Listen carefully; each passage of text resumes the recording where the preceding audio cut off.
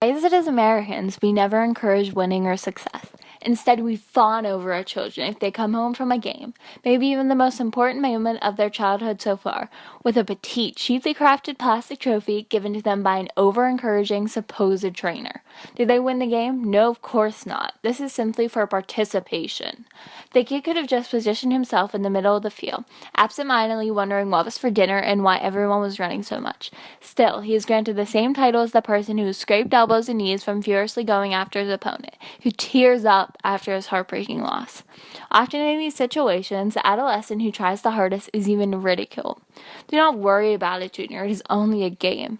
And always the cliche, winning isn't everything. Why do we fabricate the idea that winning is not the one object that we should strive towards? Shouldn't we desire to be the best at everything?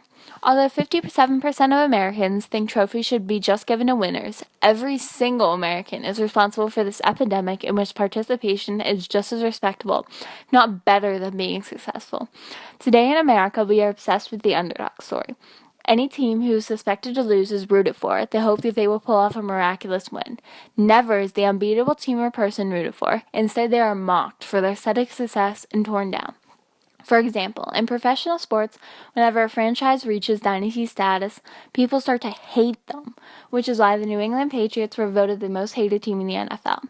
Before the Patriots, it was the Cowboys, one of the most widely known football teams in the world. Just as in football, it is the same in any other sport.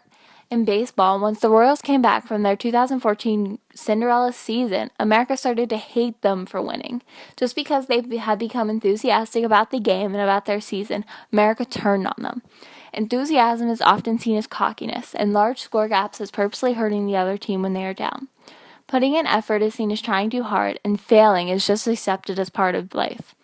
These facts ring true in other aspects of life, such as in the business world. Instead of being determined to move up to higher positions, most do not want to put in the effort. Those who move up around them are perceived as kiss-ups and not qualified. Often people complain about management's lack of skills, but if they could do better, why don't they try to advance their own position? In fact, today around 70% of people hate their jobs and say incentives are no longer enticing them to become engaged. This means that these participation trophies only damage these adults. They are no longer excited about a shiny new entity presented them for simply attending their day-to-day activities in a less than lucrative manner. As young children, these individuals are not taught to attempt to achieve success. Instead, they are instructed to simply sit there and idly contribute, which reflects their adult life.